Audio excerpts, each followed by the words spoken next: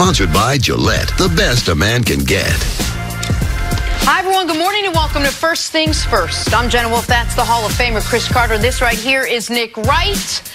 With the NFL season exactly a week away, got a lot to talk about today. Tom Brady and the Patriots find themselves surrounded by questions. Patrick Mahomes seems to have zero questions. We'll tell you why.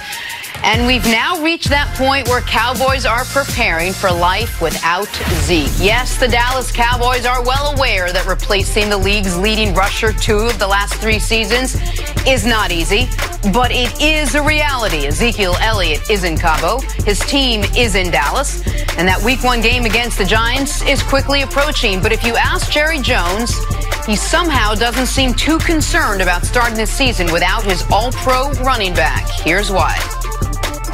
Listen, we've got a marathon here, and we want Zeke when we get to the playoffs. We want Zeke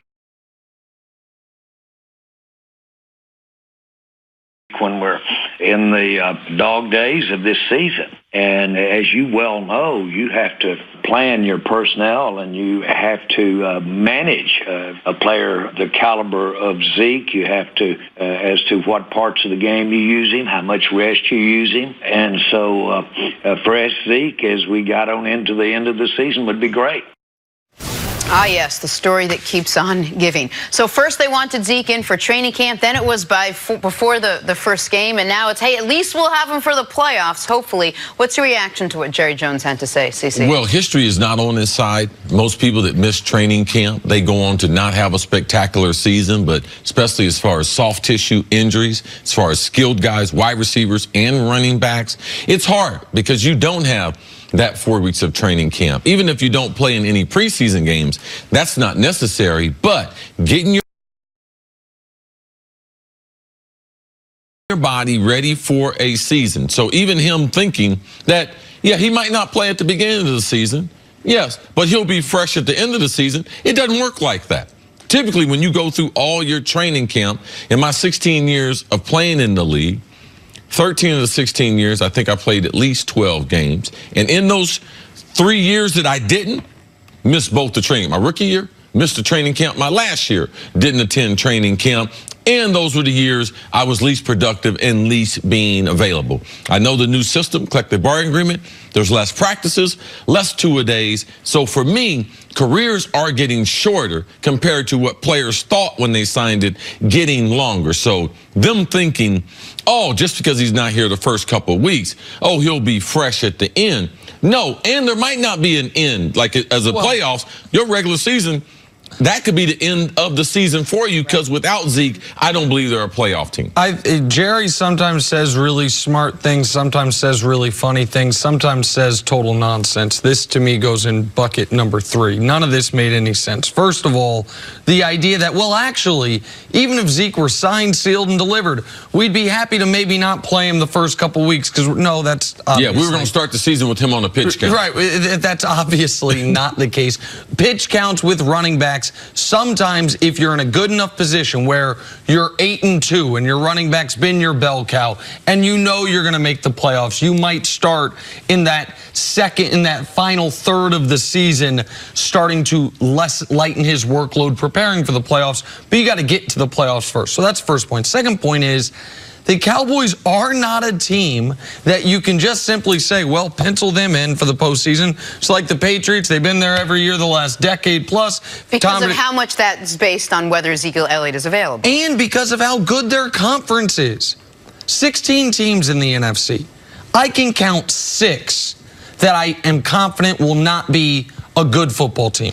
The Giants, Washington, Detroit, Tampa, San Francisco, Arizona. And some people would argue with me about San Francisco. So some people would have it just at 5. You've got 3 quality teams in the NFC North, 3 in the NFC South. I believe 2 in the West with the Rams and Seahawks. Some people would say it's Rams and 49ers. Right. And then there's the Eagles in the NFC East, plus whatever Dallas is. The idea that Dallas can get off to the slow start they got off to last year, that they could afford to be 3-5 as they were last year, it's just nonsense, and they absolutely, I think, can and will get off to a slow start if Zeke's not there in the beginning. Yeah, I'm glad you brought up New England, because right now New England holds the second longest winning streak as far as years being in the playoffs. Like in NFL history, San Francisco. Yeah, it's 18. Right? No, Dallas. Oh, okay. 1965. I was born that year. For 21 straight years, they made the playoffs. Now, I know Jerry bought the team from Tex, but he didn't inherit that team, and that's not the current team that they have. So from the year I was born, 1965, to my second year in college at Ohio State, the Cowboys made the playoffs. So thinking that, yes, in that era, no matter what player, oh, yeah, they're going to make the playoffs. But this is not a team like that. In the Dak, Zeke era, they are 20-0 in games where they have run the ball 49% of the time. So Zeke keeps these games close. That's why they're undefeated in these games. Like, that's a absurd number right there. How do I get the victory? Well, they know when Zeke and Dak are playing, let's run the ball. If we get to 49%, there's a great chance we're going to win. How much does this bolster Ezekiel Elliott's case, his holdout, whatever? What is he hearing when he hears Jerry Jones says, well, we'll have him fresh for the playoffs? I don't think there is much Jerry says publicly that changes the negotiations privately. I think Zeke, rightly or wrongly, this is not a value proposition, just how I'm reading the situation, has determined I am not showing up until I'm the highest paid running back in football. You guys said months ago that my new contract will start at Todd Gurley's contract, and you guys aren't keeping your word in that regard. Again, not my feelings on it necessarily. I think that's where Zeke and his agent, his representation, their feelings. So I don't think, and I think Zeke is smart enough and his representation smart enough to know the Cowboys are being a little bluffing and like, oh, okay, yeah, no, take the first few weeks off, take the first month of the season off because we just need you for the postseason. The Cowboys will not have a postseason if Ezekiel Elliott does not play at least a dozen games this year, if not 14 to 16 games. They are a good football team. They are not a great football team. And I thought you made a really interesting point yesterday, C, which is take any team in the league. If they were without their best player, what would we say about them? If they were without their most impactful player, what would we say about them? Later in the show, we're going to talk about the Chargers. I'm pessimistic for them this year. You know why?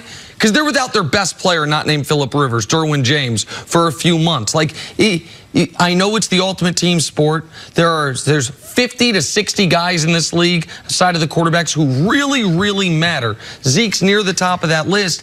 They're not talented enough to overcome missing him for a sustained period of time. We are about a week away from the start of the regular season. It doesn't look like Jerry's going to cave, and it certainly doesn't seem like Zeke is going to cave. Take a break. Coming up, are Tom Brady and the Patriots offense set up for failure? Tell you why we're asking next on FS1. You can always check us out on the Fox Sports channel on Sirius XM. We're back right after this.